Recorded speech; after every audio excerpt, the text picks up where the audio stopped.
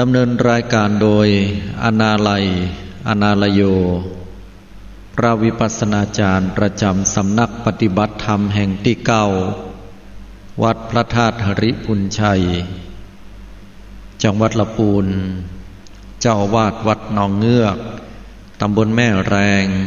อำเภอป่าซางจังหวัดลำพูนโดยสาธุชนสามารถรับฟังรายการได้ทางสถานีวิทยุเพื่อการศึกษาพระพุทธศาสนาและวัฒนธรรมคลื่น FM 104.50 เมกะเฮิรตซ์วัดไฟหินและสถานีวิทยุกระจายเสียงทุกคลื่นที่ทำการกระจายเสียงออกอากาศณขณะนี้หรือรับฟังทางออนไลน์ได้ที่ radio10.platong.net โคโร7382หรือสามารถโทรเข้ามาร่วมในช่วงท้ายของรายการได้ที่หมายเลขโทรศัพท์0839357219สาธุชนญาติโยมพุทธบริษัททุกท่านวันนี้ก็ปะกับพี่น้องคณะศรัทธาญาติโยมเฮาท่านทั้งหลายในช่วงของวันพุธทุกๆสัปดาห์ก็ช่วงนี้เป็นช่วงที่เกิงฮ้อนเกิงฝนบางพื้นที่นั้นมีพายุอย่างข่าวจะมีพายุไซโคลนเข้ามาก็ประมาณวัน2 วันที่จะถึงนี้แต่บางพื้นที่นั้นก็ฮ้อนอบอ้าวฝนตั้งเข้ามาแล้วนี่บ่ยอมตกฝ่ายบ่ปอก็พัดเอาไปที่อื่นแหมบางคนก็จมซ้ำๆบางคนก็เดือดร้อนบางคนก็บ่มีน้ำจะใส่ลำไยบางคนก็เดือดร้อนทำไร่นาส่วนผสมได้บ่เต็มที่เนื่องจากปีนี้ก็แห้งแล้งแต่สิ่งหนึ่งที่อาตมาหันความบ่แห้งแล้งนั้นก็คือน้ำใจถามว่าหันที่ไหนอย่างใดพ่องก็ต้องบอกว่าเป็นน้ำใจที่เกิดจากบรรดาหมู่เฮาชาวพุทธและพี่น้องศรัทธาหรือคนไทยของเฮาก็ได้ร่วมกันแบ่งปันสิ่งที่ดีๆให้กับคนทั้งหลายให้กับคนทั่วไปบ้านเฮาชุมชนสังคมประเทศชาติโดยการร่วมกันนำเอาสิ่งของไปบริจาคหรือว่าไปวางไว้ที่ตู้ปันสุขคนที่บ่มีก็ได้ไปร่วมกันนำเอาสิ่งเหล่านี้ไปใช้ไปกินไปบริโภคใครที่มีก็เป็นการแบ่งปันซึ่งกันและกันมันแสดงถึงน้ำใจที่ดีต่อกันศรัทธาญาติโยมเป็นสิ่งดีงามก็อันนี้คือความบันแรงในน้ำใจของคนเฮารายการมองข่าวสารผ่านแสงธรรมของอาตมาภาพนี้ก็มีวัตถุประสงค์อันเป็นไปเพื่อการศึกษาและเป็นไปเพื่อการเผยแผ่พระพุทธศาสนาหลักคำสอนและตลอดจนถึงเป็นการศึกษาเรียนรู้ข่าวสารต่างๆในลักษณะของบุคลาธิฐานยกเหตุการณ์บุคคลสถานที่ขึ้นมาแต่เป็นเรื่องราวที่เกิดขึ้นปรากฏจดเจือตั้งสื่อต่างๆยกตัวอย่างเช่นว่าหนังสือพิมพ์เป็นต้นก็ได้นำเอามาเล่ามาอ่านให้บรรดาพี่น้องคณะศรัทธาญาติโยมฟังแล้วก็มีมุมมองต่างธรรมะเข้าไป ทั้งนี้ก็เพื่อที่จะ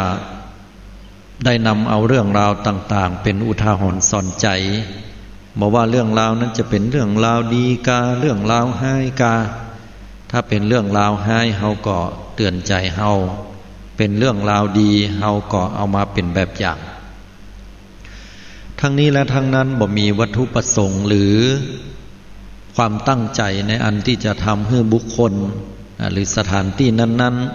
ๆได้เกิดความอับอายเป็นการซ้ำเติมหรือทำให้ผู้อื่นเกิดความทุกข์แต่ว่าเป็นไปเพื่อการศึกษาเรียนรู้ลักษณะการเปรียบเทียบดังกล่าวเพื่อให้เข้าใจแก่นแท้ของหลักธรรมโดยชัดเจนเหมือนเข้าทำตำหาว่าดูหนังดูละครย้อนดูตัวเฮาอย่างนี้เป็นต้น วันนี้พี่น้องศรัทธาญาติโยมท่านทั้งหลายก็หยิบเอาข่าวสารเรื่องราวที่จะได้มาอู้มาจากับบรรดาเฮาท่านทั้งหลายนั้นก็หลายข่าวด้วยกันแต่ก็คงจะคัดเลือกเอาบางข่าวมาเป็นอุทาหรณ์สอนใจทั้งที่ข่าวที่เป็น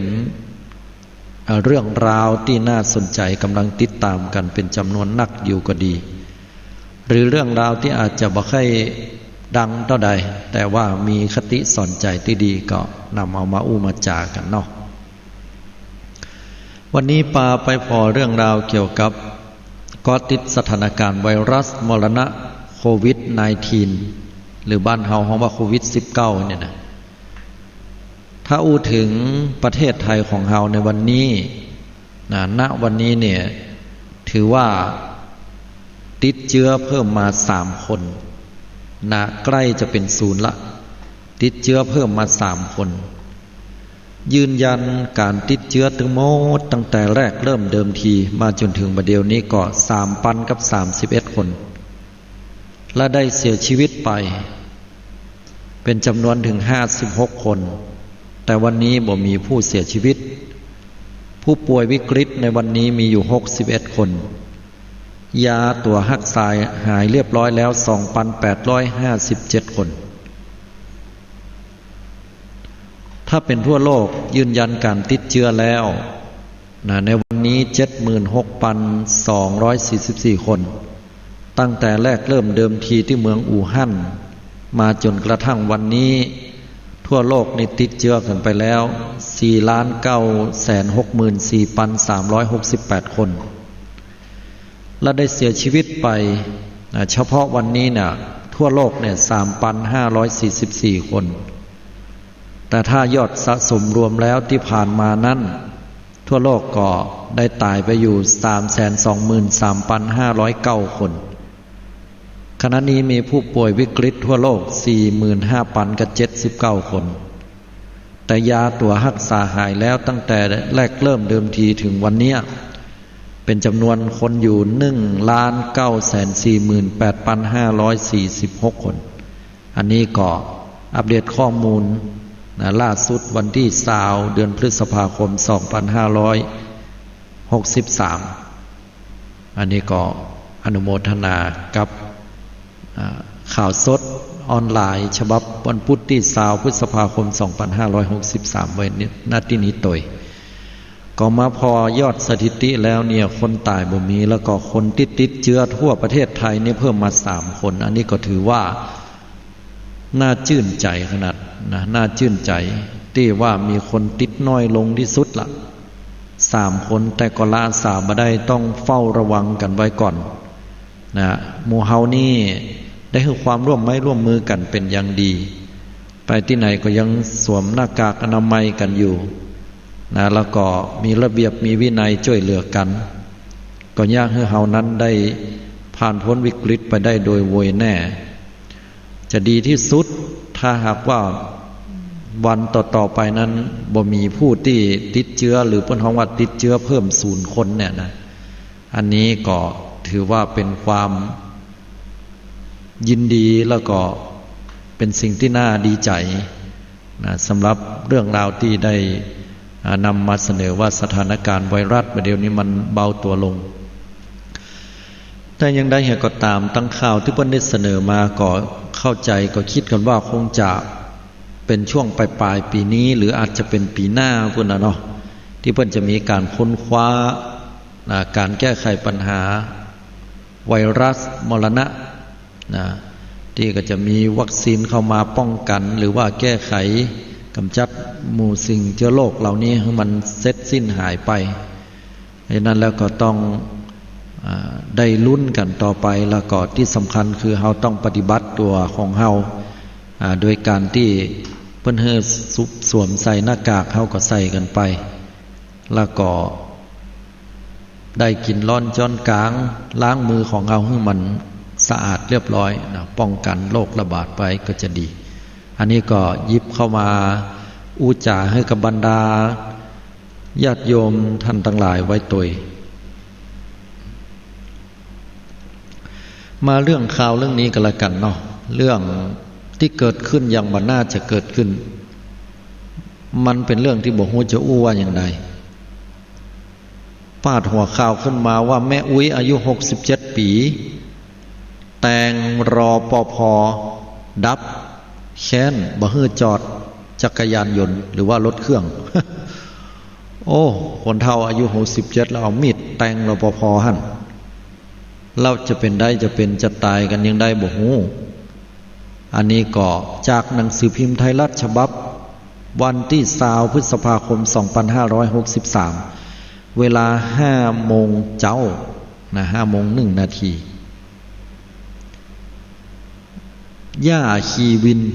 จักรยานยนต์หรือว่าคนเฒ่าแม่อุ้ยเนาะแม่อุ้ยขี่รถเครื่องรับจ้างนะวัย67เอามีดมาแทงหนุ่มรปภ.รุ่นลูกดับสยองคาลานจอดรถหลังขี่รถเอาเอกสารไปให้ผัวตัวเก่าที่ขี่รถเครื่องวินเดียวกันก็หาเอารถเนี่ยไปจนกับรถเก๋งนะไปตุ๊บไปตำกันบัดเชิงว่าจะจนกันแบบประสานงาแต่ว่าเอารถเนี่ยไปปัดกันไปตุ๊บไปตำกันเกิดเรื่องเกิดราวขึ้นพอไปถึงก็ถูกคนตายนะห้ามบ่ให้จอดรถขวางทางก็เลยมีเรื่องมีปากมีเสียงกันเกิดขึ้นนะได้พิษหัวกันว่าอย่างนั้นแล้วก็จากนั้นก็คนที่ตายนี่ก็ได้เข้าไปตีหัวกันเนี่ยนะแล้วก็ทำท่าเหมือนกับว่าจะเอาไม้เนี่ยเข้าไปทำร้ายไปบุบไปตีคนเฒ่าไม่ยิงนี่ก็เดือดจัดเนาะคดขึ้นมาเกามีดตัวเก่าที่มีอยู่เนี่ยแทงเข้าไปทะลุขั้วหัวใจแล้วก็ล้มคาตีก่อนจะยืนรอตำรวจและอ้างบอกว่าป้องกันตัวเหตุที่คนเฒ่ามันยิงนะหรือว่าแม่อุ้ยเนี่ยได้ขี่รถเครื่อง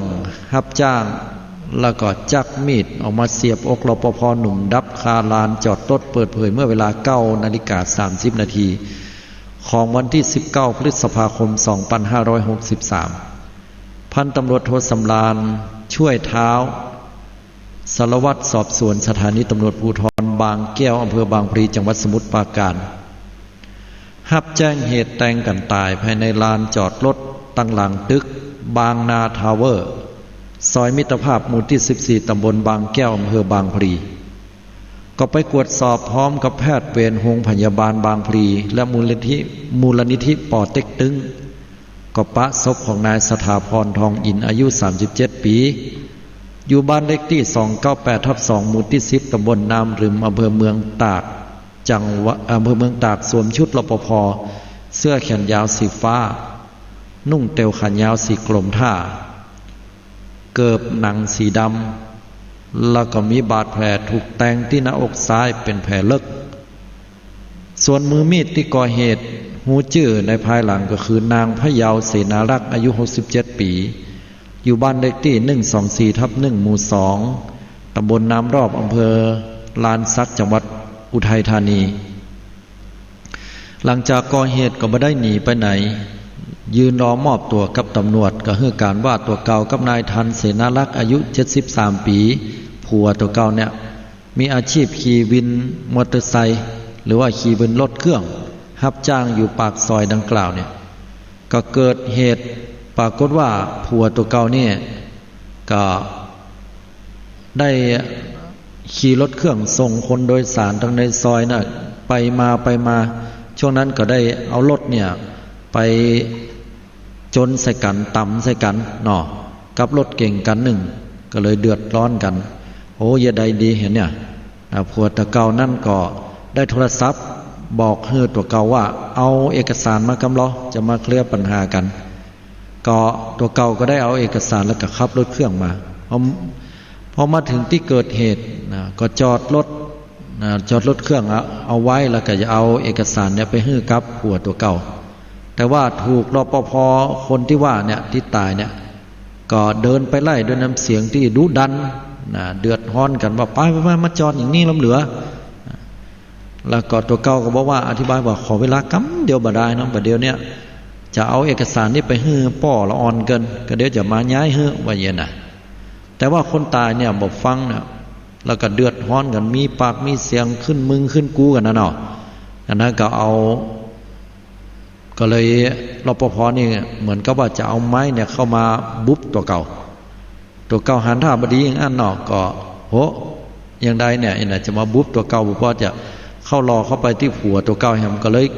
หันท่าบดีก็เอามีดนี่เข้าไปพอเข้าไปก็แทงเลยนะหลายครั้งด้วยกันก็บอกว่าโดนตัดใดพ่องอันนี้ก็เป็นกรรมบอกเล่าของผู้ต้องหาหรือว่าแม่อุ้ยคนนี้นางสาวคมคายเสนารักษ์อายุ45ปีลูกสาวของนางพะเยาและเป็นพยานที่เกิดเหตุการณ์ก็ให้การว่าช่วงเกิดเหตุเนี่ยตัวเก่าพร้อมกับพ่อและแม่แล้วก็ได้จอดรถเพื่อที่จะเข้าไปไปจากับรถเก่งกู้กรณีที่ต่ำกันแต่คนตายเป็นรปภ.ลานจอดรถแล้วก็ฮู้จักกี่แม่จัดดีอะอยู่ดีกินได้ก็บอกว่าบ่ให้จอดรถตรงนี้แม่ก็บอกว่าขอกำเดียวกันได้ก็เดี๋ยวจะขยับขยายเดี๋ยวจะถอยอีเนาะแต่คนตายก็ด่าแล้วไปบ่ป้อก็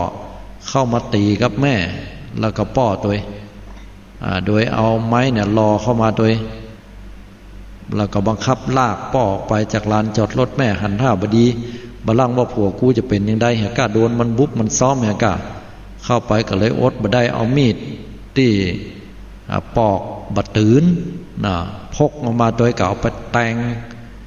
เข้าไปแทงก็ได้อ้างว่าป้องกันตัวด้านพันตำรวจเอกประสาทพรศรีสุโขผู้กำกับการสถานีตำรวจภูธรบางแก้วก็เปิดเผยว่าเหตุการณ์ที่เกิดขึ้นมันเป็นเรื่องของอารมณ์ร้อนของทั้งสองฝ่ายจนนำมาซึ่งความสูญเสียถึงขั้นฆ่ากันตายจากการตรวจสอบก็พบว่ารปภ.ถูกแทงที่หน้าอกซ้ายแผลกว้าง5 เซนติเมตรยาวประมาณ10 เซนติเมตรลึกเกือบ10 เซนติเมตรคมมีดตัดขั้วหัวใจเป็นเหตุให้ตายลงอย่างใดเหตุก็ตามก็จะตรวจสอบกล้องวงจรปิดและสอบสวนคนที่อยู่ในเหตุการณ์ประกอบการดำเนินคดีต่อไปเรื่องราวนี้เนี่ยมันเป็นปัญหาได้บัดจ้างจะว่าอย่างไรอายุคนเฒ่าก็67จะว่าเกือบ70ไปนะแต่ก็67เนี่ยก็จะฮ้องว่าป้าถ้าจะเปิงก็แม่อุ้ยก็ค่อยแก่ไปตา ป้านี่ก็รปภ.จะว่าญะไปตามหน้าที่ก็แม่นนะเพิ่นขอร้องบ่ให้ได้จอดแต่ด้วยความที่ป้าเนี่ยอย่าได้ก็ฟ้าวเนาะฟ้าวฟังก็คิดว่าเป็นคนที่รู้จักกันก็คงจะเปิ้งกันได้อยู่กาน่ะต่างฝ่ายต่างพอคนละมุมละมองก็เลยเกิดเรื่องเกิดราวมันเป็นเรื่องของความใจร้อนอย่างที่ตำรวจเพิ่นว่านั่นอำนาจของโทสะอันนี้แบบธรรมะเนาะอำนาจของโทสะความโกรธความมิ่งความเกลียดเนี่ยถ้าเวลามันเกิดขึ้นกับไผ่แล้วเนี่ยมันหน้ามืดตามัวแล้วมันบ้าเลือดขึ้นมาแล้วเนี่ยมันยะใดกูอย่างมันเป็นเรื่องราวที่เกิดขึ้นอย่างน่าสลดหดหูใจว่าคนเฒ่ามีหญิงอายุถึง67แล้วก็เอามีดปอกผลไม้มีดปอกบัดตืนไปแทงละอ่อน37เนาะเนี่ยตายลงไปก็บ่ฮู้ว่าจะไปบรรยายออกมาเป็นอย่างใดปกติถ้าเป็นคนหนุ่มมาฆ่าคนเฒ่าแล้วก็ถือว่าสลดหดหูใจเฮาก็จะตำหนิว่าคนหนุ่มมันยังบ่มีคุณธรรมยังบ่กึศหาว่าเพิ่นเป็นคนเฒ่าคนแก่ได้แต่อันนี้พอคนเฒ่ามาแทงคนหนุ่มตายนี่มันก็ยากเหมือนกันนะอย่างนี้เนี่ยนะมันอยู่ที่ความใจร้อนของคนเหมือนกันฉะนั้นแล้วถ้าคนเฮาเนี่ยบอกว่าจะเป็นรปภ.ก็ดีบอกว่าจะเป็น แม่ป้านี่ก็ดีนะหรือภัยก็แล้วแต่ในเหตุการณ์ที่เกิดขึ้นเนี่ยถ้าใจเย็นลงเนี่ยมีสติให้หนักขึ้นเราก็คงจะต้องบาสูญเสียบาปะเรื่องราวที่น่าสลดหดหูใจอย่างนี้เกิดขึ้นและก็เขาจะหันว่าการฆ่าการแกล้งกันมันมีคู่วันเกิดขึ้นจนกลายเป็นเรื่องธรรมดาของโลกแต่ที่มันบ่ธรรมดาก็คือว่ามันเกิดขึ้นกับไผญาติพี่น้องคนใดก็จะได้รับความลำบากใจทุกข์ใจแล้วก็เสียน้ำตาสุดท้ายก็มีแต่ความสูญเสียและความเจ็บปวดใจฉะนั้นแล้วถ้าคนเฮาเนี่ยมีสติที่สำคัญมีเมตตาต่อกันเมตตาความปรารถนาที่จะอยากให้ผู้อื่นนั้นเป็นสุขเราพอก็เตือนผู้อื่นบอกคนอื่นได้ด้วยคำอู้ที่เป็นมัทุรสอ่อนหวานพ่องก็จะเป็นการดีเหมือนกันขณะเดียวกันตางแม่ป้านี่ก็เมื่อเปิ้นบ่ฮื้อจอดเนี่ยเขาก็จำเป็นที่จะต้องย้ายไปหน่อยนะย้ายไปอยู่แฮมตี้นึงที่มันบ่เดือดร้อนเปิ้นเพราะเขาก็ทำตามหน้าที่ของเขาเหมือนกันแต่พอมันต่างคนต่างบ่ยอมมีปากมีเสียงก็เดือดร้อนกันก็ในที่สุดก็มาตายไปเนี่ยแล้วก็แม่ป้านี่ก็จะต้องไปอยู่ในคุกในตารางแหมเฮ้ยมันอย่ามาลำบากแต่พอเฒ่าพอแก่ไปอยู่ในคุกในคอกมันเศร้าสลดหดหูใจแทนที่จะไปอยู่ในวัดในวาไปถือศีลกินทานปฏิบัติธรรมภาวนารับตาอยู่พุ่นเอากลายเป็นว่าไปอยู่ในคุกในคอกแล้วไปนั่งภาวนาอยู่หั่นภาวนากำนากำหัวจ่าบดีก็น้ำตาปังพึกๆกันเนาะมันเป็นเรื่องที่ใจเย็นๆกันทุกฝ่ายใจเย็นกันแล้วมันจะถึงดีนะเพราะฉะนั้นแล้วก็คุณธรรมในเรื่องของความเมตตาเนี่ยสำคัญในยุคปัจจุบันเหลือเกิน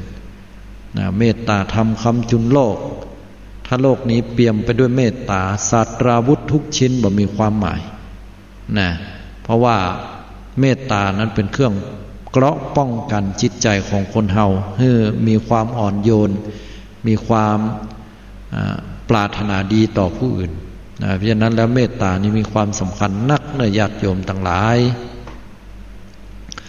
มาพอเกี่ยวกับเรื่องราวอย่างต่อจาเนี่ยเอาเรื่องราวอันใดดีเอาเรื่องราวนี้ก็แล้วกันเป็นเรื่องราวที่ปรากฏจดเจือขึ้นหัวข้อมาว่าคมขืนจนต้องใช้แอลกอฮอล์ฉีดหืดแท้งนี่หรือคือพ่อในไส้จากหนังสือพิมพ์ฉบับวันพุธที่หนังสือพิมพ์เดลินิวฉบับวันพุธที่20 พฤษภาคม 2563ตำรวจภาค 5ก็ได้ยับป้อในไส้ข่มขืนลูกสาวเมิน8 ปีจนต้องแล้วก็ให้กินยาสตรีกับยาเน็บสุดท้ายสุดทารุณฉีดแอลกอฮอล์ให้แท้งแล้วก็โลดแจ้งมูลนิธิช่วยข่าวนี้เสนอในวันนี้ช่วงเวลา 17:13 นาทีเมื่อวันที่20 พฤษภาคมผู้สื่อข่าวรายงานว่าร้อยตำรวจเอกพัฒนพงษ์พันธ์บุษบงชุดสืบสวนกำกับการสถานีตำรวจภูธรภาค 5ก็ได้นำกำลังเข้าจับกุมนายเอกซึ่งเป็นนามสมมุติอายุ38 ปีระงับได้ที่บ้านพักในเขตอำเภอเมืองละปูนกับผู้ต้องหาตามหมายศาลจังหวัดละปูนข้อหากระทำชำเราบุคคลอายุบ่เกิน13 ปีโดยใช้กำลังประทุษร้ายเมื่อช่วงดึกของวันที่19 พฤษภาคมก็สืบเนื่องมาจากวันที่11 พฤษภาคมตัวแทนมูลนิธิสายใยเด็กก็ได้รับแจ้งขอความช่วยเหลือจากนางสาวแก้วนามสมมุติอายุ18 ปีก็บอกว่าถูกผู้เป็นป้อได้ข่มขืนกระทำชำเราตั้งแต่เรียนอยู่ชั้นป.4 ละตอนอายุได้11 ปีแล้วก็จนมาถึงบัดเดียวเนี้ยจากนั้นนายเอกก็ได้ถูกจำคุกในคดีทำร้ายร่างกายคนอื่นก่อนจะออกมาจากเรือนจำแล้วก็กลับมาข่มขืนแห่งครั้งเท่าที่จำได้ก็ประมาณ12 ครั้งหรือรวมประมาณ8 ปีที่ถูกผู้เป็นป้อแต่ย่ำยีกระทั่งเมื่อเดือนสิงหาคม 2562ก็ต้องได้6 เดือนเมื่อนายเอกรู้ว่านางสาวแก้วตั้งต้องก็ได้บังคับให้กินยาสตรียี่ห้อดัง แต่ก็บาดแท้งออกมาครั้งที่สองก็ได้ซื้อยาเน็บมาแหมแต่ลูกก็ยังบอกออกแต่ครั้งที่สามนายเอกก็ได้ไปซื้อแอลกอฮอล์มาแล้วก็ใช้เข็มฉีดยาในฉีดเข้าอวัยวะเพศจำนวน6 ครั้งจนกระทั่งว่าต้องลูกแท้งลูกในที่สุดก็ยากให้นางสาวแก้วสุดจะทนคนที่เป็นป่อทำสิ่งเลวร้ายได้ถึงขนาดนี้ก็เลยตัดสินใจไปขอความช่วยเหลือจากมูลนิธิสายใยเด็กก็เลยพาไปแจ้งความกับสถานีตำรวจภูธรเมืองลำพูนแล้วก็พาไปดูแลฟื้นฟูสภาพจิตใจที่มูลนิธิต่อมาศาลจังหวัดลำพูนก็ได้ออกหมายจับนายเอก4 ข้อหาหลังจากนายเอกทราบว่าลูกสาวได้ไปแจ้งความก็ลบหนีก่อนจะติดต่อขอมอบตัวกับเจ้าหน้าที่ตำรวจภาค5สอบสวนผู้ต้องหาก็ได้ให้การปฏิเสธแล้วก็ควบคุมตัวส่งร้อยตำรวจเอกบวรรัตน์มายลารองสถานีตำรวจรองผู้กำสอบสวนขออภัยรองสืบสวนสอบสวนสถานีตำรวจภูธรอำเภอเมืองลำพูนเจ้าของคดีเพื่อดำเนินคดีตามกฎหมายต่อไปอันนี้ก็เป็นเรื่องราวที่เกิดขึ้นเนาะมันเป็นข่าวสารที่เฮาจะหันได้มันที่สุดในสังคมบ้านเฮาสังคมเมืองไทยเฮาผู้เป็นพ่อเป็นแม่ก็ดีอย่างก็ดีเนี่ยก็ได้ทำเหตุการณ์ในสิ่งที่ทำให้กับลูกเต้าเราหลานลักษณะแบบนี้มาบ่อยครั้งก็มาย้อนขึ้นว่าเหตุการณ์เหล่านี้ที่เกิดขึ้นเนี่ยขาดในเรื่องอะไรอย่างหลักธรรมที่ขาดไปสำหรับบุคคลผู้ที่เป็นประพฤติอย่างเงี้ยเพื่อกับลักษณะของขาดเรื่องหิริโอตตัปปะในหลักธรรมเหล่านี้ก็คือขาดความละอายแก่ใจแล้วก็โอตตัปปะสะดุ้งกลัวต่อผลของบาปที่จะเกิดขึ้นมันเป็นการตราบาปให้กับลูกเต้าเหล่าหลานที่ได้ทำลงไปเนาะให้กับเขาเหล่านั้นแล้วก็ถ้าหากว่ามีความหิริความละอายแก่ใจแล้วเนี่ยก็จะบ่ได้ยะในสิ่งเหล่านี้ลงไปแล้วก็เป็นเหตุทำให้เกิดเรื่องเกิดราวขึ้นมาก็เป็นอุทาหรณ์สอนใจที่สุดสลดใจเหมือนกันเนาะเพราะว่าคนใกล้ตัวก็คือพ่อกับแม่ละอ่อนก็ต้องการในการดูแลพ่อกอยก็มาเกิดเรื่องราวอย่างนี้มันเป็นเรื่องที่น่าสลดใจอย่างนักให้ศรัทธาญาติโยมทั้งหลายข่าวสารแต่ละเรื่องละราวเนี่ยมันก็เป็นเรื่องที่เกิดขึ้นในสังคมปัจจุบันที่ฮอนไห้เนาะเป็นภัยใกล้ตัวตัวเอามาพอเรื่องนี้พ่องดีกว่านะสดมาพอในเรื่องของชีวิตของคนหลงป่ากันแล้วกัน หลงป่านี่ก็เป็นเรื่องราวหนึ่งที่ไม่ได้เกี่ยวกับฆาตกรรมหรือข่มขืนนั่นใดเปลี่ยนบรรยากาศมาในเรื่องม่วนๆอย่างนี้พ่องก่อนจะได้รับฟังกระเดียวเฮาหยุดพักเบรกสักกรรมหนึ่งเนาะกระเดียวสักกรรมหนึ่งก็มาฟังข่าวสารนี้ต่อไปเนาะ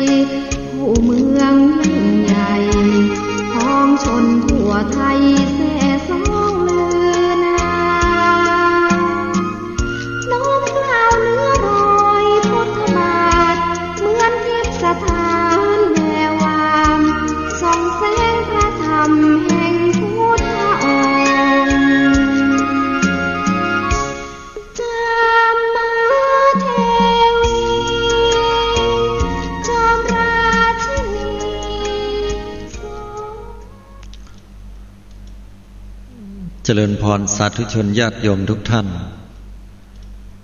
ขณะนี้ท่านกำลังติดตามรับฟังรายการมองข่าวสารผ่านแสงธรรมโดย อาตมาภาพอนาลัยอนาลโยเข้าสู่ช่วงที่สองของข่าวสารที่เราติดตามรับฟังทางรายการนี้เนาะก็ละค้างไว้ให้กับศรัทธาญาติโยมได้รับฟัง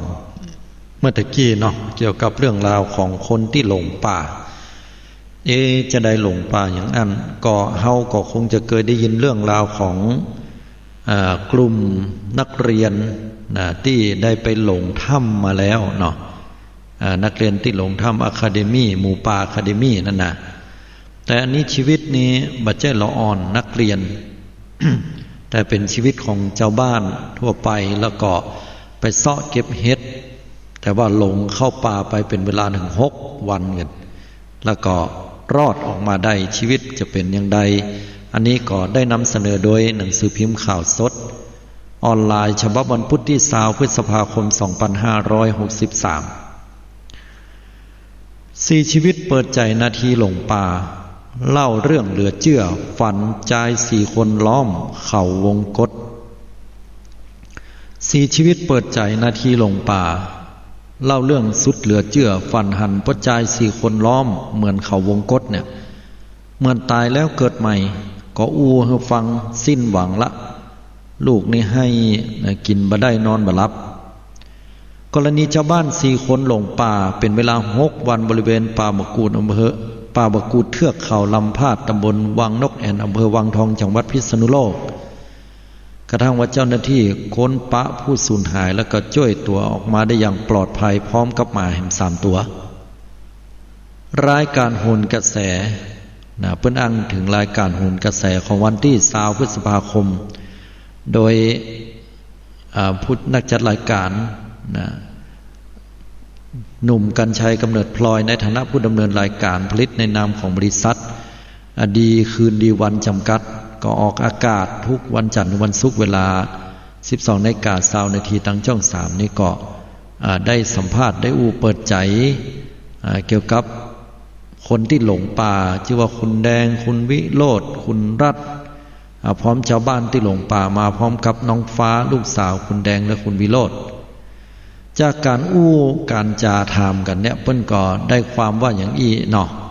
อันนี้ลองให้ฟังว่าเปิ้นอย่างพ่องก็ปรากฏว่าหนุ่มกรรชัยเนี่ยก็ถามพิธีกรถามว่าอยู่ดีๆหลงป่าได้อย่างไรคนที่หลงป่าที่ชื่อว่าแดงก็บอกว่าเข้าไปหาเฮ็ดเจ้าอันนี้เป็นภาษาบ้านเฮาเนาะเข้าไปหาเฮ็ดกับเจ้าแล้วก็เดินไปตังในป่าเลิกเข้าก็ว่าจะเอาเฮ็ดมาเนี่ยกินเอามากินกันก็เพราะว่าหันเปิ้นขายมันราคาแพงก็คิดว่าไหนๆมันแพงเขาก็ไปซ่อเก็บเฮ็ดประตัวชวนแฟนไปตัวชื่อว่านายวิโรจน์แล้วก็พี่สาวแห่งคนหนึ่งแต่ว่าหลานแห่งคนเขามาหันก็เลยขอไปตัวปกติแล้วก็เคยเข้าไปก่อน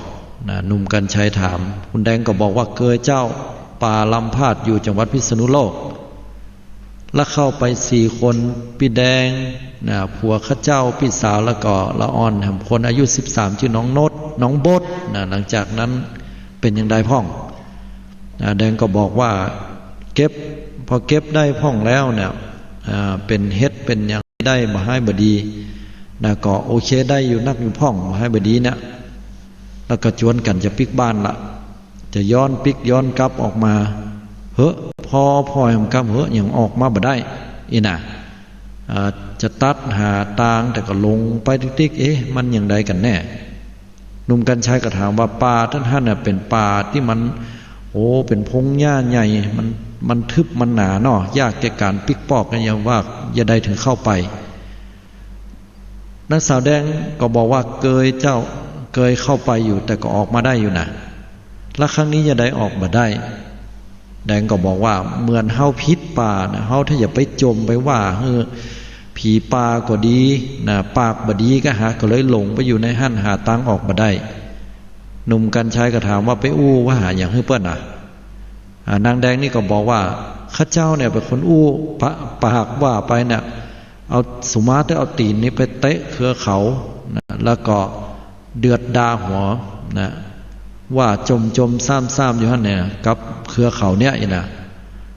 แล้วก็จมบอกว่ามาวันแข้งวันคาอยู่นี่ก็ดีฟันขว้างเอาหมดอะไรนะขวางตางดีนักว่าอย่างนี้หลังจากนั้นแล้วก็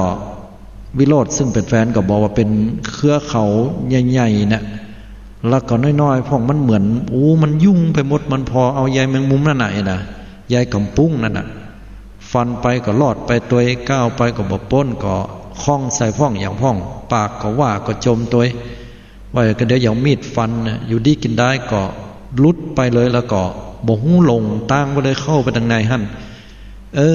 อ่านมาถึงประเดี๋ยวนี้พอแล้วนี่ถ้าโดนเครือเขาหลงเฮ้ยไว้น่ะ อันเครือเขาหลงเนี่ยศรัทธาญาติโยมทั้งหลายได้เฮามาอู้กันเนาะว่าสมัยตะก่อนเนี่ยมันเป็นอย่างใดนะทีนี้หนุ่มกัญชัยพิธีกรก็ถามว่าตางที่เดินมาเนี่ยหายไปมันก็วิโรจน์นี่ก็บอกครับอยู่ดีกินได้ก็ลุดหายไปเลยก็บ่ฮู้บับปะตางออกเลยมีหมาไปตัวกี่ตัวไป3ตัวครับแดงก็บอกว่าปกติเฮาก็ก่อสร้างนะเจ้าแล้วก็ส่วนโน้นนี่ก็เรียนหนังสือเฮาบ่ได้จวนกันเนี่ยไปซ้อเฮ็ดซ้ออย่างละเอาไปตัวกันในวันนั้นนี่ก็แค่กินเฮ็ดก็เลยปากันไปหนุ่มกัญชัยก็อู้ว่าพอเดินเข้าไปแล้ววายหน้าปิกมาตังที่เดินมามันหายไปแล้วยาใดเหี่ยฝ่ายแม่หญิงที่ชื่อแดงนี่ก็บอกว่าเดินหาใหม่ไปติกเตี้ยไปทางหน้าหาตังออกติกเตี้ยเพราะว่ามันหลงแล้วเนี่ยบอกงูแล้วเข้าไปกันกี่โมงวิโรจน์ก็บอกว่า3 โมงเช้าบ้านเฮานี่ก็คือ9 โมงเนี่ยเนาะไปกัน9 โมงเมื่อเช้าเนี่ยนะแล้วหลงกันจนต้องฮอดดึกดึงเกิงคืนเข้าแผ่วป่าแผ่วโคตั้งในพุ่นวิโรจน์ก็บอกว่าเมื่อเข้าไปแล้วละหูละเริ่มว่าตัวเก่าเนี่ยกับหมู่ในป่ากันหลงแล้วเมื่อเข้าไปเลิกเข้าก็เลยก่อไฟสุมไฟกันอาศัยไฟเนี่ยหิงแก้หนาวเจ้ามาเขาก็คิดว่าจะเนี่ยยังไงดีนะแล้วก็เมียก็เลยเอาเหรียญ5เนี่ยโจ่งเสียงตายไปว่าขอดวงเนี่ยจะไปตั้งซ้ายหรือว่าไปตั้งขวาเสียงดวงก็ไปตั้งซ้ายเรื่อยๆตลอดแล้วก็กู้คนก็ไปด้วยกันนะหนุ่มกัญชัยก็ถามว่าใครเป็นคนกึศพ่อชายที่ชื่อวิโรจน์เนี่ยก็บอกว่าแฟนเนี่ยเป็นคนกึศแล้วกู้คนก็ป้ากันไปด้วยกันนั่นนะบอกหูเฉยยิ่งย้ายในเมื่อเสียงตายได้ก็ไปด้วยกันนั่นนะบัลละกันว่าเดินไปเมินก่อนนะวิโรจน์ก็บอกว่าเดินไปกันเนี่ยหลายวันนะครับทีนี้พอเวลาเดินไปสังเกตเขาไปทางซ้ายก็แต่พอไปเข้าพวกปิกมาที่เก่าอีวะแล้วกู้คนก็งงเนาะนี่เป็นเรื่องแต่นะไอ้เหยไว้นะมันมีที่พักก็ใช้มีดเนี่ยบากเอาไว้ทำสัญลักษณ์เอาไว้ว่าเดี๋ยวนี้เขาอยู่ที่นี่เนอะเพราะว่าเขาพักอยู่ที่นี่นะเขาสุมไฟอยู่ที่นี่กากบาทอย่างไว้เดินไปเดินมาเดินชัดเหมือนปิกมาที่เก่ามันอย่างอั้นนี่นะแล้วก็ตั้งฝ่ายของหนุ่มกัญชัยก็ถามว่าแล้วตกดึกดึงเกินคืนนยะใดวิโรจน์ก็บอกว่าก่อชี้ไฟกะพอดีมีไฟแช็กนี่ไปตัวครับแล้วก็ใจกิ่งไม้ใบไม้ต่างๆนี่ก็ซุ่มไฟกันหั่นน่ะตกดึกมาอากาศเย็นมีลมแห้งมาบอกหูจะยังใดพอหน้ากันก็เพราะจะบาหันนะเพราะว่ามันมืดไปหมดถ้าว่ามีแสงจันทร์ออกมาหน่อยเนาะเดือนมันสว่างเขาก็หันหน้ากันถ้าใบไม้รับก็บาหันกันละฝ่ายหนุ่มกัญชัยก็ถามว่าแล้วเอาอย่างมากินกันอยู่ในป่าวิโรจน์ก็บอกว่าเขาเอาเข้าใส่กระติกน้อยไปหน่อยนะแอบเข้าเนาะจะว่ากระติกกับใจใส่แอบเข้าไปหน่อยหวังว่าจะเอาไปกินในป่าแล้วก็เมื่อเข้าหมดเราเอาอย่างมากินแฮมนี่นะแดงก็บอกกินผลไม้กะกินผลไม้รากไม้ลูกส้มของหวานอย่างต่างๆที่มันอยู่นะมันตกลงมาเป็นกระรอกกระแตเป็นแมงอีกกินแล้วมันตกลงมาก็เลยเอามูลนั้นมาใส่กินกันนะก็เลยเก็บกินไปอย่างนั้นแล้วเตื้อก็ไปปะใส่บะตื้นเตื้อไปปะใส่บ่อไฟพ่องที่อยู่ในป่าก็ปะกันแล้วกินแล้วก็มาแล้วมันกินอย่างก็บอกว่าเอาคนกินยังได้มาก็มันก็กินอย่างนั้นน่ะแล้วตอนนั้นคิดก็ว่าจะมีชีวิตรอดออกมาหนุ่มกัญชัยก็ถามวิโรจน์ก็บอกความรู้สึกเลิกเนี่ย2-3 วันเนี่ยคิดว่าจะออกมาได้แต่พอวันที่6เนี่ยก่อนเจ้าหน้าที่จะไปปะเฮาตอนเที่ยงวันเราเลยบ่ายไป ผมก็เริ่มจะหมดสติละก็คิดว่าเอาละเขาถึงบ่รอดละยังได้เขาก็ถึงบ่รอดละก็ปอถอดใจแล้วนะพอหูว่าตัวเก่ามีคนมาช่วยอะไรเนี่ยโอ้เหมือนตายแล้วเกิดใหม่นะพร้อมกับให้ออกมาก่อนนอนเนี่ยก็สวดมนต์กันกู้คืนก่อนแดงก็ว่าสวดมนต์ภาวนาก็ขอให้เจ้าป่าเจ้าเขาเนี่ยมาช่วยกันเตอะนะขอคุณพ่อคุณแม่มาช่วยปกปักรักษาขอให้ได้ปิกปอกมาปะบ้านโดยน้องฟ้าหรือว่าละอ่อนกระถามละอ่อนเนาะถามว่าน้องฟ้าตอนแรกนั้นหูกอว่าหลงป่าน้องฟ้านั้นก็บอกว่าช่วงบ่าย3เนี่ยเขาก็โทรมาหาน้องน้องก็ตอนเมื่อแรงเราก็กึดตลอดว่ามันผ่านไปถึง5 โมงแล้วก็กึดในใจว่าอย่ามาปิกบ้านปิกจองกันตะฮอดบ่เดียวจนวันที่13แม่ก็โทรมาหาว่าหลงป่าแล้วนะออกมาบ่ได้น้องก็ไปบอกลุงก็ช่วยกันออกหาพร้อมกับเจ้าหน้าที่ก็คิดว่ายังบ่ปะเตื้อก็เลยตัดสินใจนะ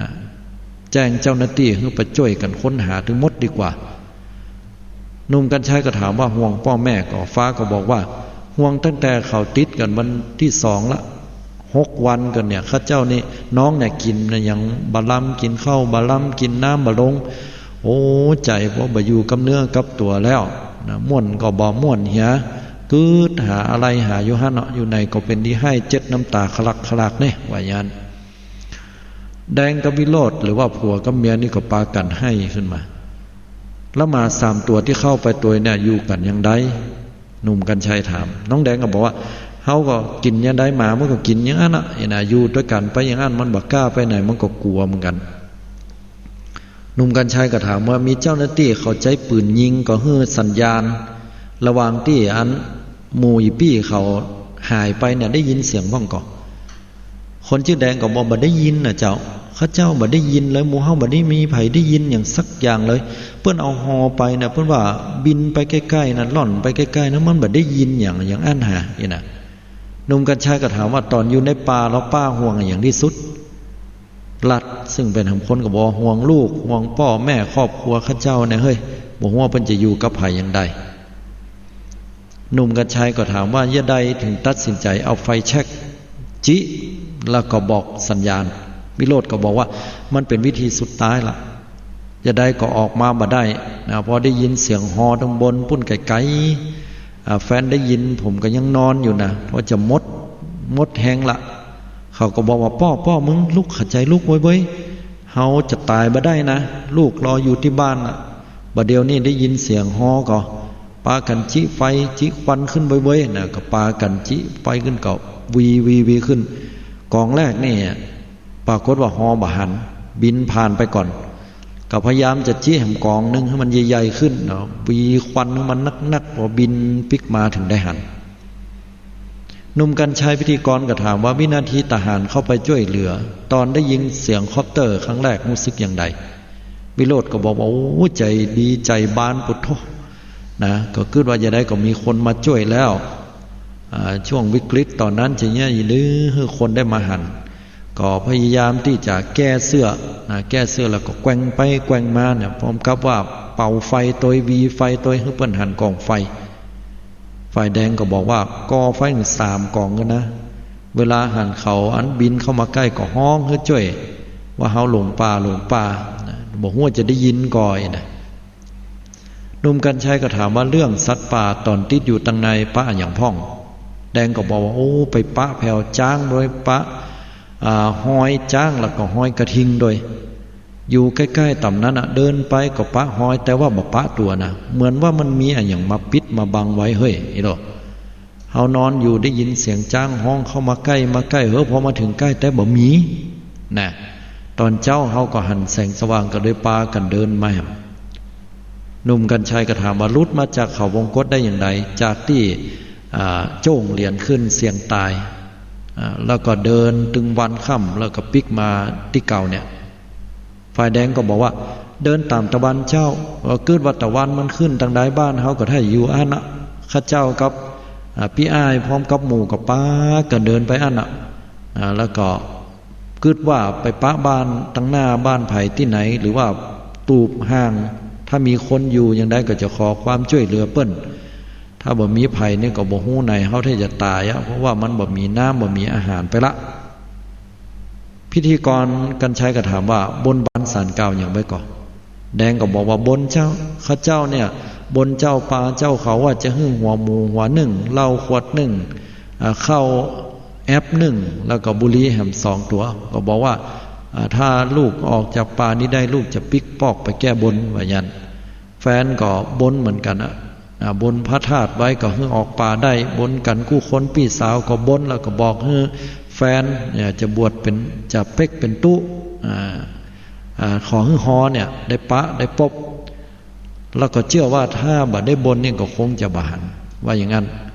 เพราะว่าวันที่6แล้วที่บนกันทีแรกก็ไม่ได้กึดจะบนจะบ้านศาลเก่าอย่างสักอย่างมีแต่สวดมนต์ไหว้ขอเจ้าป่าเจ้าเขาแต่ก็ออกมาได้หมดหนทางกุอย่างแล้วก็เลยขอบนหัวหมูเขาก็ได้ออกมาหนุ่มกันชัยก็ถามว่ารู้สึกว่าพี่จะฝันด้วยก่อนนะแดงก็บอกว่าฝันอยู่ฝันหันว่ามีประจาย4 คนมาล้อมอยู่แล้วก็เป็นจุดเป็นตี้แล้วบ่ฮื้อไปไหนเหมือนเขาฝันไปบอกว่าเขาจะบ่อยู่ยังได้จะขอปิกบ้านให้ได้ในที่สุดก็ปะต่างพิธีกรก็ถามว่ามีคนเคยหลงป่าก่อนแดงก็บอกว่ามีเขาก็ออกมาได้อย่างเก่านะเจ้าแล้วเคยออกมาบ่ได้นี่มีก่ออันนี้บ่มีนะเจ้าว่าอย่างนั้นถ้าจะขอบคุณไผ่เนี่ยคือว่าจะขอบคุณไผ่ดีที่ได้ช่วยออกมาแดงก็ยกมือไหว้แล้วบอกว่าโอ้จะขอบคุณหมู่พี่ๆทหารผู้ว่าในอำเภอกุคนนะที่ได้ช่วยเหลือให้ออกมาได้นะตัวเก่าก็ให้ตัวเนาะท่านที่เอ่ยมาก็ดีมันได้เอ่ยชื่อเอ่ยนามมาก็ดีขอบคุณกุคนนะเจ้า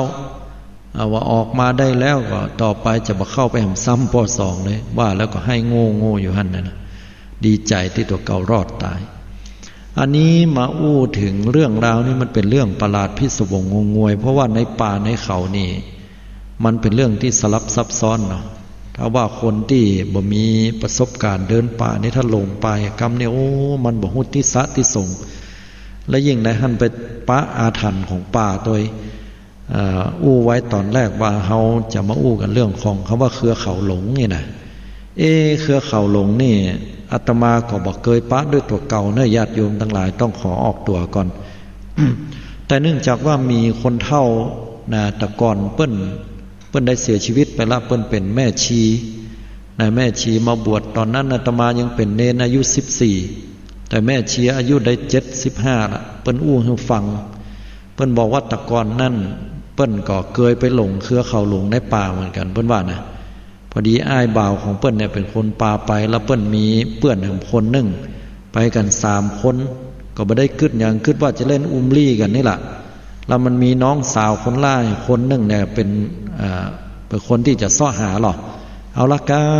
านั่นน่ะ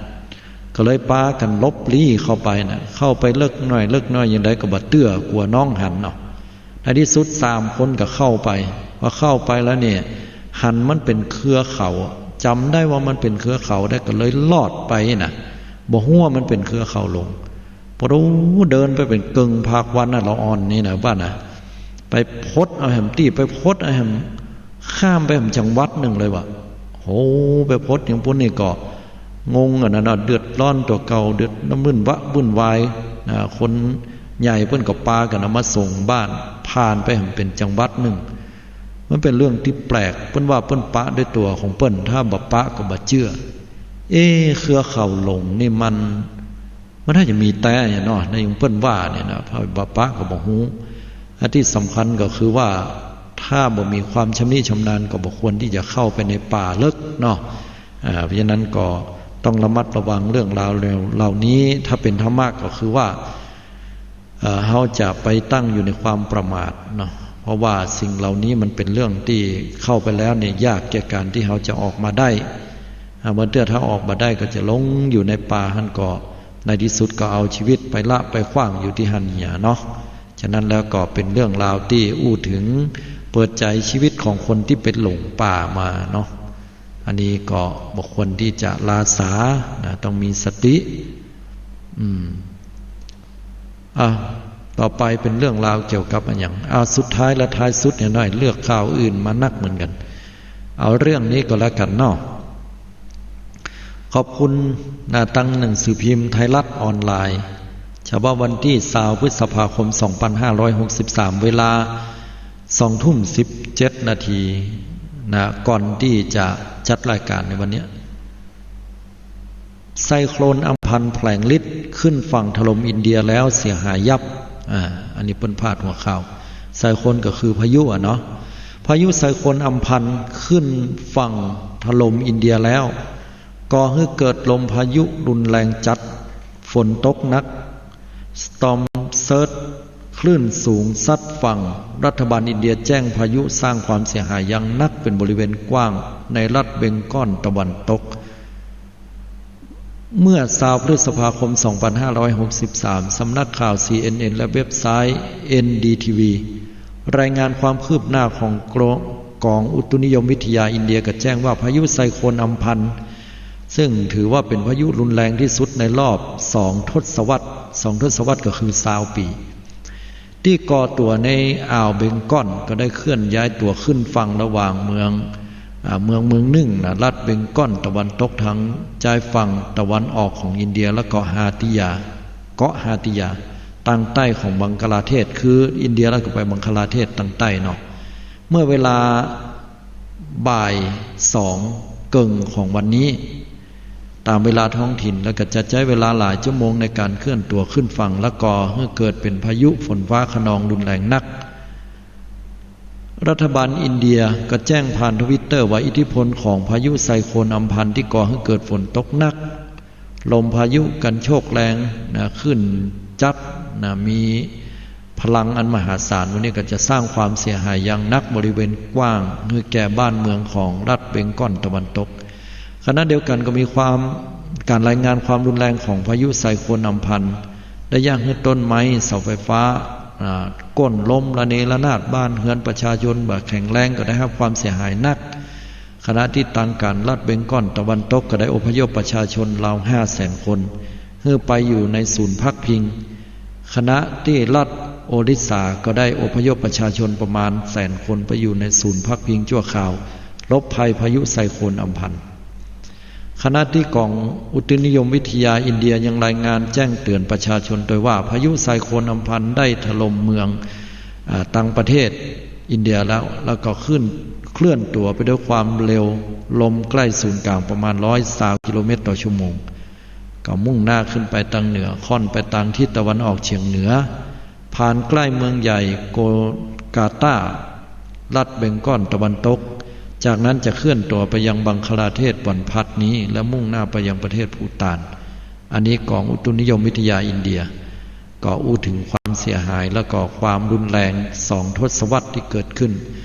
ทีนี้เรามาอู้ถึงบ้านเฮาเนี่ยก็มีเหมือนกันเนาะมันจะมีพายุมีอย่างมาเมื่อใดอย่างใดนี่ก็เฝ้าติดตามระวังในเรื่องข่าวสารให้ดีเฮาก็จะตั้งอยู่ในความประมาทกะเกียมอย่างให้เรียบร้อยกันเพราะว่าอันไหนดีเก็บอันไหนดี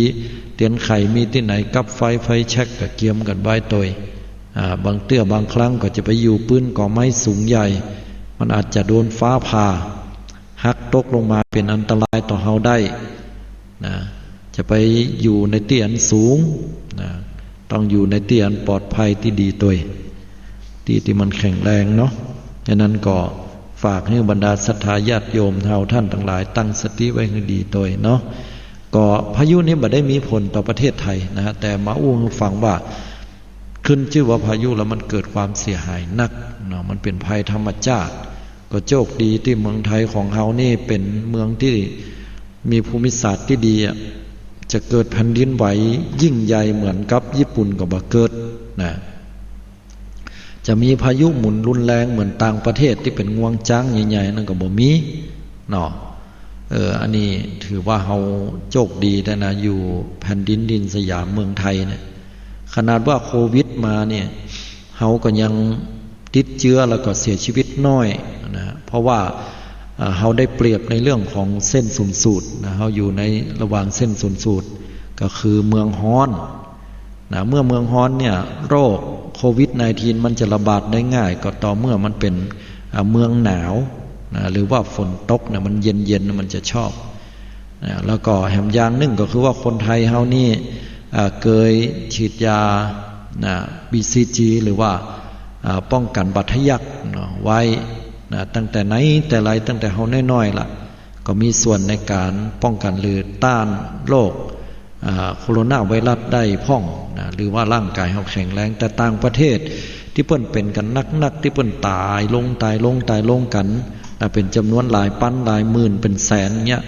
เพราะว่าเพิ่นบ่มีการฉีดวัคซีนตัวนี้ป้องกันไว้ก่อนฉะนั้นเมืองไทยเฮานี่ถือว่าโชคดีแต่ก็บ่ดีลาสาเนอะเพิ่นเตือนมาโดยว่าในช่วงหน้าฝนเนี่ยโคโรนาไวรัสหรือว่าโควิด -19 อาจจะพลิกมาก็ได้นะเพราะฉะนั้นเฮาก็จะไปประมาทเนาะ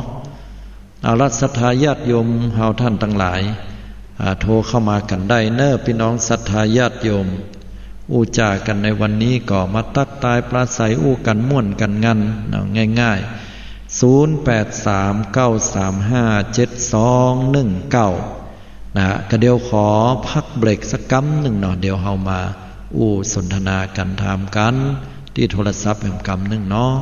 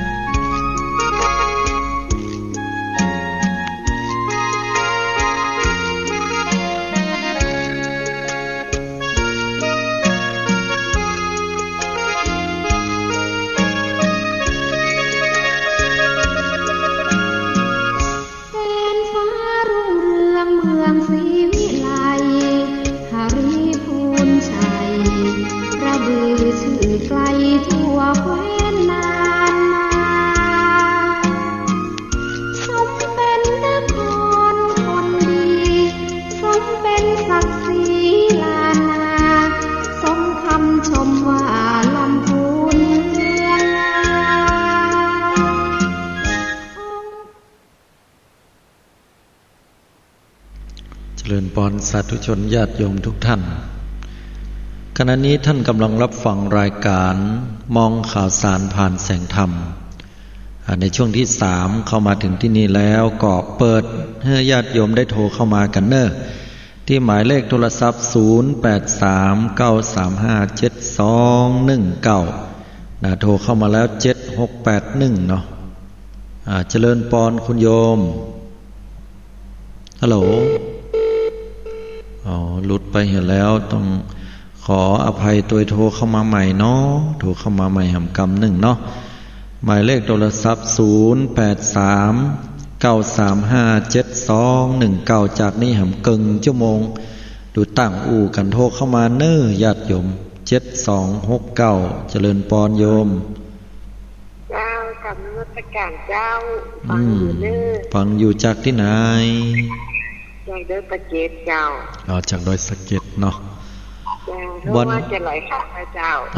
โทรมาหลายครั้งแต่ว่าบ่ได้รับ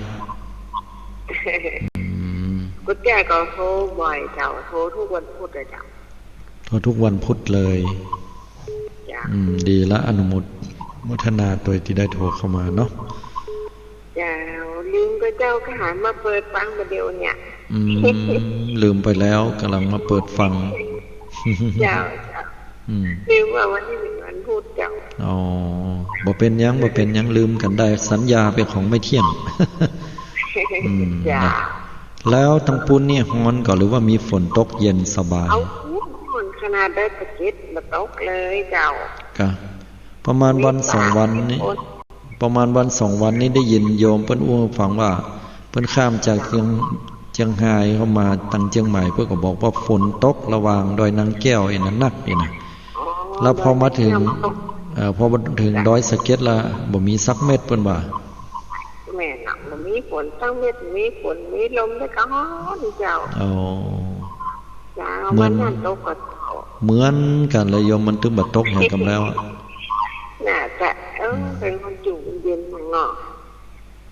เกินใครให้มันตกเหมือนกันมันบ่ตกใช่ละ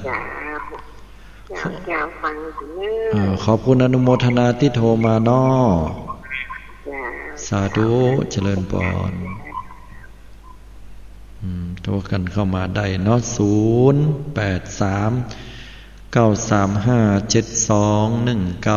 อยู่เป็นกู้เป็นกิมตาอาตมาก็ค่อยเตยลง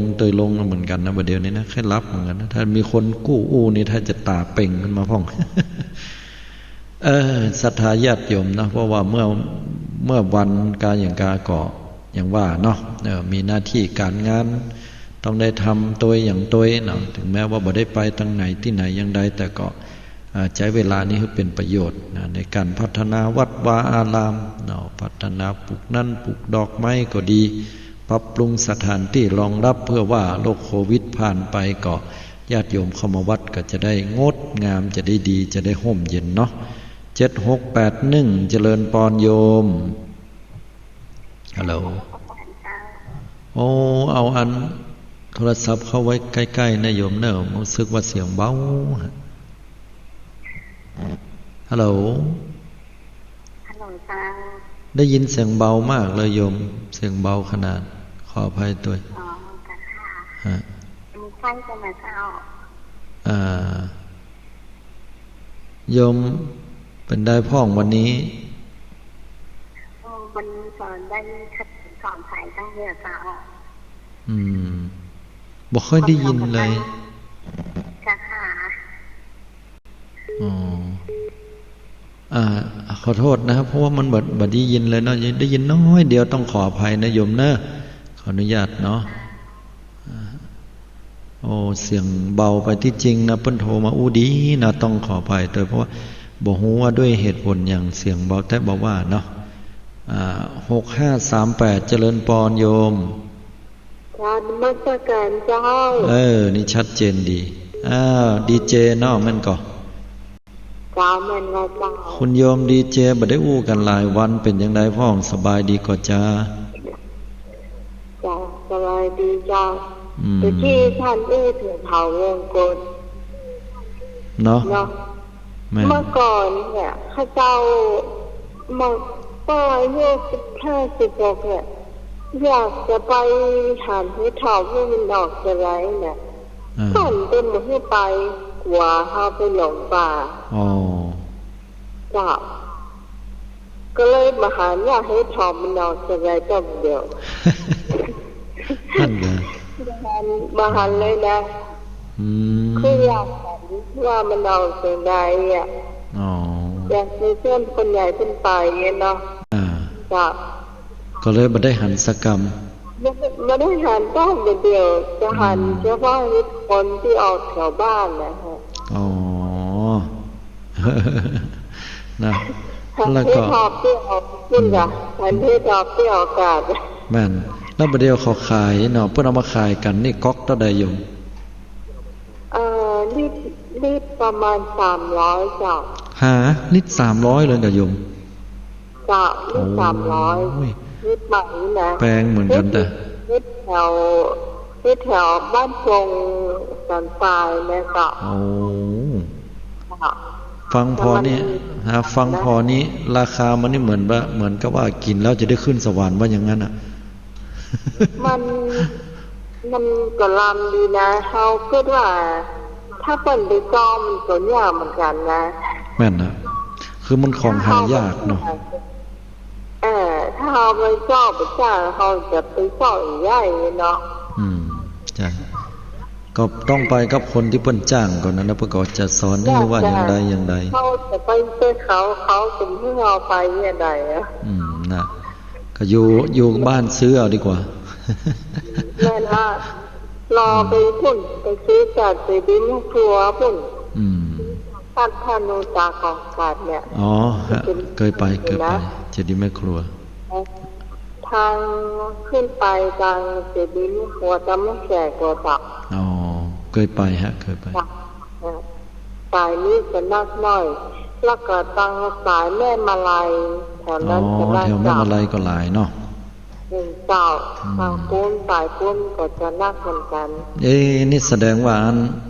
เป็นนักเดินทางเก่าแล้วนี่แต่สงสัยว่าถ้าไปซื้ออันเฮ็ดทอบนี่หลายที่อยู่กันฮะมีของ กินอะไรอย่างลำก็ไป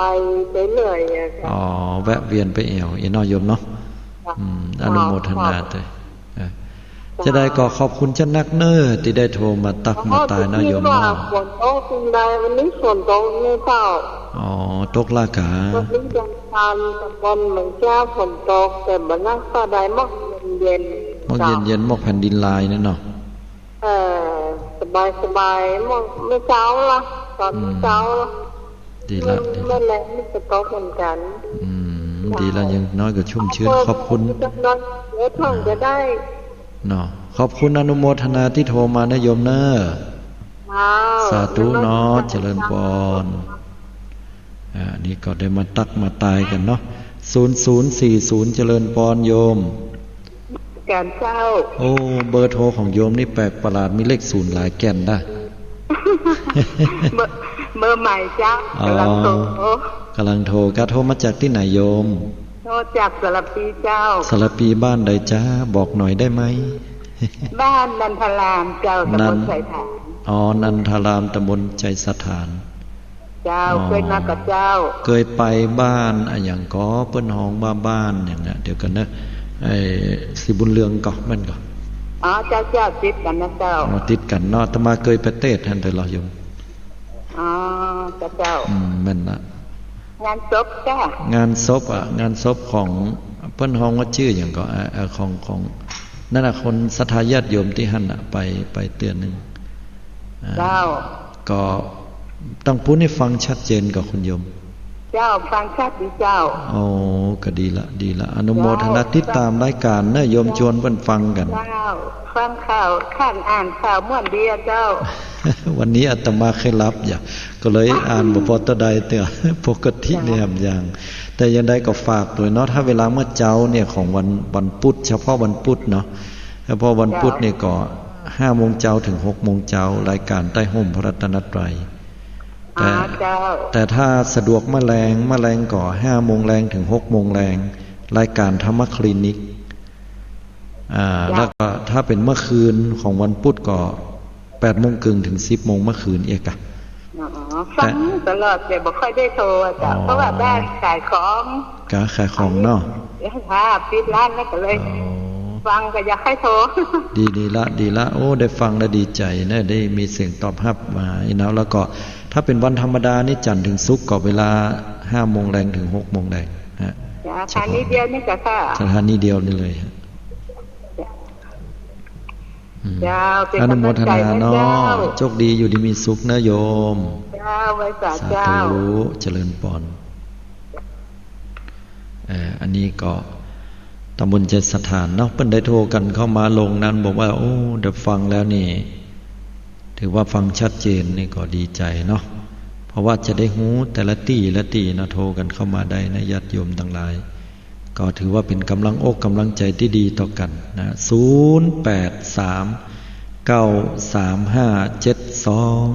0839357219ยังอยู่ด้วยกันนี่อยู่เนาะยังบ่ได้ไปทางไหนที่ใดเตื้อนะยังเป็นกำลังอกกำลังใจให้ญาติโยมอยู่ภายที่รับดึกนอนดึกโทรเข้ามาอู้กันได้เนาะบ่ถือว่ารบกวนตอนนี้นะได้มาอู้มาจากันฟังอยู่นะเจ้านะฟังอยู่นะครับส่วนนักก็จะเป็นเทวดาโทรมาเทวบุตรเนี่ยบ่ได้ยินกันแล้วเนาะบ่ฮู้ว่าเพิ่นถ้าจะรับเจ้าคนบึกกันแล้วไงนะแต่ถึงอย่างใดก็ตามนะจ่าบดีเพิ่นก็บ่โทรมาเพิ่นบอกแม่มันตัวโทรเถอะอีนะข้าบ่โทรข้าบ่จ้างอู้เหมาะก็มี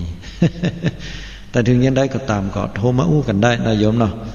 ถึงแม้ว่าจะอู้ไปอู้มาโยมจะใช้คำว่าเจริญพรแทนเหี่ยก็แล้วกันนะ ก็เข้าใจเนาะเพราะว่าบางเตื้อก็เอาบอกแกว่นในการใช้ภาษาก็อู้กันธรรมดาเนี่ยโยมเนาะ5913เจริญพรโยมกราบนมัสการเจ้าชัดเจนดีโทรมาจากบ้านไหนตังใดปะคอยใต้เจ้าปะคอยใต้ตำบลสันผีเสื้ออำเภอเมืองปะคอยใต้ตำบลสันผีเสื้ออยู่ไกลบ้านของนั้นป้ออย่างก็ป้อนานสว่างค่ะที่เพิ่นจัดรายการ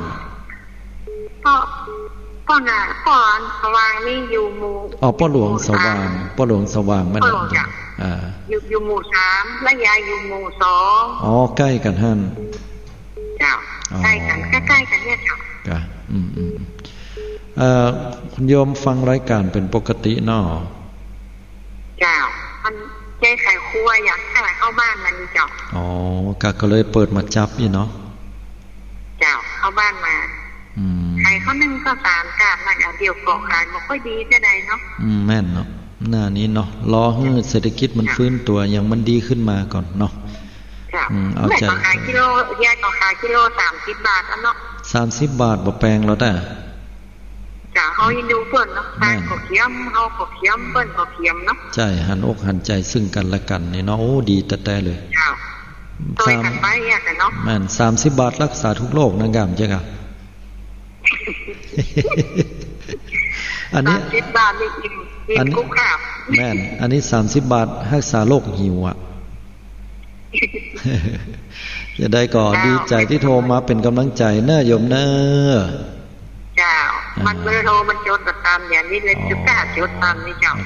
เดี๋ยวจะพยายามบอกเขียนไว้เนาะเนาะโชคดีเนาะบุญกรรมบุญจูเน้อสาธุอนุโมทนาอันนี้ก็มาโทรมาจากโรงสันผีเสื้อเนาะ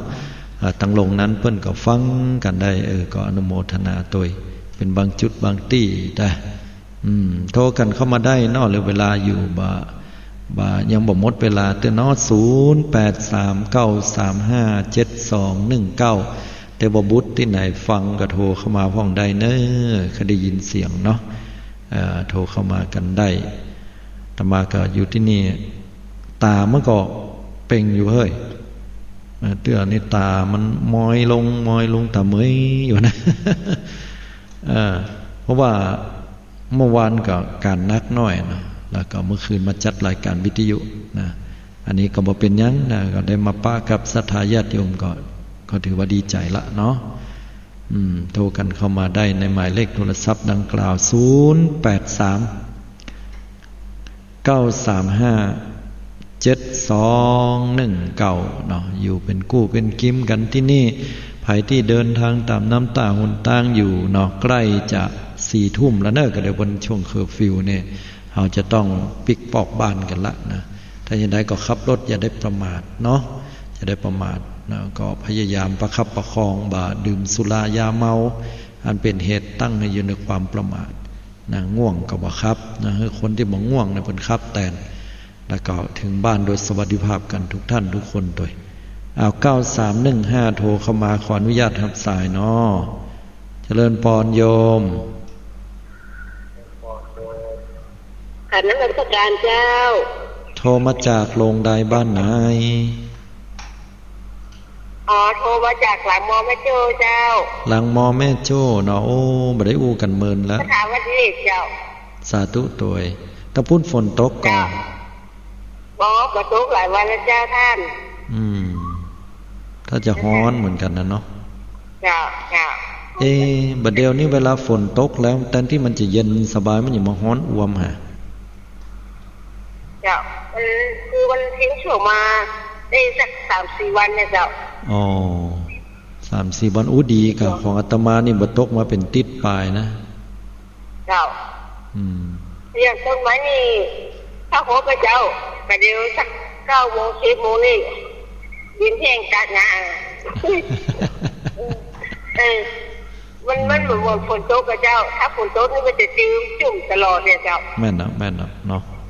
ถ้าดินจุ่มแล้วมันยังแขวนบ่ได้หดน้ำต้นลำไยบ่ได้หดน้ำพืชผักสวนครัวแล้วเนาะถ้าฝนตกหลายดีไปอย่างก็จุ่มก็เย็นได้แล้วก็ฟังอาตมาประจำก่อนนี่หรือว่าเพิ่งจะมาปะฟังประจำเหมือนกันนะเจ้าโทรมาตามเจ้าทั้งลงเพิ่นฟังกันพ่องก็อยู่บ่แน่ใจแถวบ้านปูนี่ก็เจ้าแม่นละบ่ฮู้นะเจ้าเพิ่นจะฟังบ่ฮู้อันนี้ก็บ่ฮู้นะเจ้าเอาก็ต่างคนต่างอยู่กันเนาะบ่ได้เข้าไปเอี่ยวหากันนี่ได้เจ้ามันคือช่วงนี้เป็นช่วงระบาดแต่ว่าไม่เลยมันต้องใส่หน้ากากตลอดเลยเจ้าแม่นละทำใจลำบากมากเจ้าใจหายใจบ่ค่อยสะดวกเนาะเจ้าแต่ก็อดทนเอาเนอะโยมเนอะให้กำลังใจกันเนาะ จะได้ก็ติดตามรับฟังกันตลอดเนอะเจ้าฟังตลอดเจ้าสาธุบุญกรรมบุญจูเนาะเจ้านมัสการเจ้าก่อนก็นี่หลังหมอแม่โจได้โทรเข้ามาอู้จาปราศัยกันเนาะกำลังอกกำลังใจกันก็ดีเหลือเวลาอยู่ประมาณสัก10 นาทีนะโทรเข้ามากันได้อยู่เนาะพี่น้องศรัทธาญาติโยม2149โอ้เพิ่นก็ใจดีโทรเข้ามาแต่ให้กำลังใจกันตลอดเจริญพรโยมเจ้าจากนมัสการเจ้าจากบ้านไหนบ้านหางดงเจ้าบ้านหางดงบ่ลงตางไปทางใดเนาะบ่ลงเจ้ามาจากอันลูกไม้ที่ไหนวัดหันลิบุญใจที่เป็นอย่างมะเต้าเนี่ยแล้วเป็นเส้นเป็นต้นเนี่ยมันก็ชื่ออะไรอย่างอ๋อชื่อว่าอันเปิ้นฮ้องว่าอันนี้ฮะอาญาน้ำเต้าญี่ปุ่นนะฮะเรียกได้ยังกินหอว่าเป็นชื่ออย่างเปิ้นฮ้องว่าน้ำเต้าญี่ปุ่นแล้วมันที่บางที่เขาก็เอาไปปลูกนะอย่างอาตมาหันเนี่ยอย่างอันร้านปตท.เนาะที่ปตท.แล้วก็ที่ใกล้ๆอเมซอนบางที่เขาก็เอาไปปลูกมันแล้วแต่นโยบายเพิ่นจะเอาต้นอย่างไปปลูกแต่ถ้าฮาริบุญชัยที่หันที่เป็นหน่วยเหมือนบัดน้ำแม่นก็คุณโยมอันนั้นเพิ่นเฮาว่าน้ำเต้าญี่ปุ่นแต่มันกินบ่ได้นะโยมอ๋อกินบ่ได้เนาะกินบ่ได้มีคนพยายามโบะมาแล้วเขาว่าจิ้มพอมันกินบ่ได้ว่ามันบ่ใช่อาหารนั่นนี่เนาะมันใหญ่มันเต็มจ้ะก็อาตมาก็บอกเขาก็บ่ได้บอกรสชาติไว้แต่เขาบอกว่ามันกินบ่ได้นะแล้วก็มันเป็นต้นไม้ประดับบ่ได้อ๋อเจ้าพระเจ้าก็เหี่ยวแล้วพระเจ้าว่ามันจะเป็นต้นอะไรอย่างต้นอยู่ว่าเขียนชื่อไว้น้ำเต้าญี่ปุ่นเนี่ยเจ้าแสดงว่าไปมาแล้วเนาะไปมาเมินหรือยังโยมไปบ่อยกับเจ้าอันต้นโป่งน้ำพระราชกับไปนั่นน่ะลงที่โยมปะนี่อันที่ใกล้พิพิธภัณฑ์หริพุนชัยนะมันก็ใกล้อันพระเจ้าตันใจมันก็โยมนั่นล่ะพระเจ้าแดงอย่างตรงนั้นพระเจ้าจะนั่นล่ะโยมที่พระเจ้าแดงนั่นน่ะตั้งหลังนะอาตมาเขาปฏิบัติธรรมที่หั่นน่ะอ๋อปฏิบัติธรรมตรงนั้นกับเจ้าตรงนั้นเลยที่ศาลายาวๆนั่นน่ะอย่างข้าเจ้าไปกับที่โตที่ไหนหั่นน่ะจ้ะเอาที่หั่นเลยฮะแต่ว่ามันเปิ้นจะเปิดกันเฉพาะเสาร์อาทิตย์เนาะแต่วันธรรมดาเปิ้นบ่ได้เปิดแล้วก็ที่เสาร์อาทิตย์นี่ก็ช่วงนี้ก็หยุดไว้ก่อนถ้าพระเดชพระคุณหลวงพ่อเปิ้นก็บอกว่าจะเปิดหลังจากโควิดซาตัวลงก็กะว่าประมาณสักต้นเดือนหน้านี่เองนะแต่ทั้งนี้และทั้งนั้นก็ฟังข่าวสารทางรัฐบาลเปิ้นเนาะว่าเปิ้นจะอนุญาตให้เปิดหรือไม่อย่างไรกะพระอาจารย์เทียนกึดว่าชื่อครูบาพอวางโทรศัพท์ไปแล้วก็กึดได้ชื่อคนใกล้กันแล้วมันกึดออกความครูบาองค์ปัจจุบันต้นอินขาแล้วก็กับอินทจักรมันใกล้กันเกิดเป็นว่าชีวิตชื่อคนใกล้กันเนาะแล้วก็ได้เข้ามาแอวบ่อยครั้งเนาะมันพ่องนายโยมเนาะจ้าเขาไปเจอกันต้องออกกันยายที่คนขายหัวดินที่จากประตูวัดที่ถัดกันมาออกตรงน้ำในกวงนั่นแหละแต่ก็ซื้อหัวดินนั่นดีละอุดหนุนกันจะอินดูเปิ่นจะว่าอินดูยายหลังแต่เด็ดนะขายหัวดินเนี่ยอินดูเปิ่นเนาะ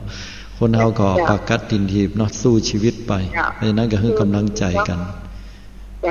สาธุอนุโมทนาที่ได้โทรเข้ามาเนอะเหมือนกันเจริญพรเนาะเจริญพรสาธุอันนี้ก็เพิ่นได้มาแอวที่หริพุนชัยตัวดีใจเนาะโอ้โทรเข้ามาทันที0193เจริญพรโยมราชการเจ้าค่ะสบายดีแล้วเนาะสบายดีโยมบ้านไหนนะฮะโทรมาเนี่ยอยู่โดยสเก็ตเจ้าโดยสเก็ตเดี๋ยวก่อนเนาะแปลงเสียงแปลกๆนี่ไผหาไผหาที่โทรมากูเตือนเนี่ยฮะบ่ต้องสนใจว่าให้ได้ฟังรายการท่านทุกวันพุธจ้ะทุกวันพุธเลยครับแล้ววันอื่นบ่ได้ฟังเนาะ จ้าก็เทื่อก็โทรวันนี้ถ้ายังเมื่อคืนก็ตัดจะไปโทรพระเลงกะเลงแบบ บ่บอกชื่อบอกว่าคนยังคำเอ้ยบ่เคยบอกชื่อไผใช่บ่ใช่จ้ะนั่นกะเป็นนั่นสมาชิกใหม่ของท่านนี่แหละจะฟังแต่บอกว่าค่อยได้โทรมาบ่ค่อยได้โทรมาบ่เป็นหยังโยมจะได้ขอรับฟังติดตามรับฟังกันก็ดีใจแล้วเนาะอนุโมทนาแต่เลยโยมจ้าสบายดีแล้วเนาะเป็นกระเพาะหายหรือยังเจ้าบ่ได้เป็นกระเพาะเป็นตุ๊เจ้าอ่ะโยมว่าเล่นสบายดีแล้วสบายดีแล้วเนาะเจริญพรนะขอบคุณเจ้านักที่โทรมาเนาะสาธุเจริญพรสาธุอาจจะว่าเพิ่นอยู่ว่าเป็นตุ๊เจ้าเองเนี่ยได้ก็แก้ง่อมเนาะบ่มีหยังเด้อญาติโยมทั้งหลายหายไข้รับกันเพราะว่าใกล้4 ทุ่มละภายที่รับดึกรับดื่นเนาะก็รักษาสุขภาพกันโดยหมอเพิ่นว่าบ่ควรจะรับเกิน4 ทุ่มมาหลังจากฟักธรรมเสร็จเรียบร้อยใจเบิกบานผ่องใสเฮาก็เข้านอนกันเนาะ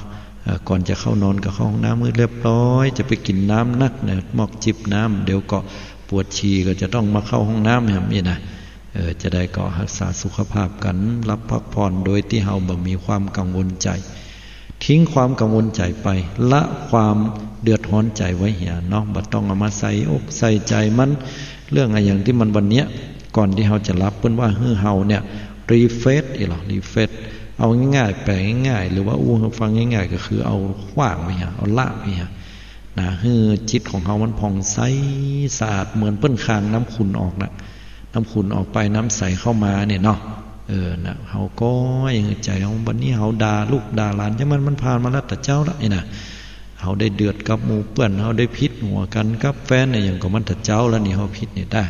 เดี๋ยวนี้เฮาบ่จะพิษกันหรอกจังมันเตอะปล่อยเขาไว้อันนั้นเฮาบ่กึดเขาเอาจิตใจเฮาสำคัญที่สุดมีความเบิกบานสบายใจแล้วก็ยิ้มแย้มแจ่มใสแผ่เมตตาไปแผ่คุณงามความดีก่อนรับรองรับสบายตื่นขึ้นมาก็มีสติก่อนนอนก็มีสติเทวดาก็รักษาตัวนะรับจะบ่ตื่นมางัวเงี้ยเมาขี้หูขี้ตานี่มีแต่นายโยมเพิ่นเฮาว่ารับบ่อิ่มแต่ถ้าเฮาทำจิตของเฮามันสงบถ้านั่งสมาธิได้สำดีแผ่เมตตาความดีไปให้หมดทั่วสากลละโลก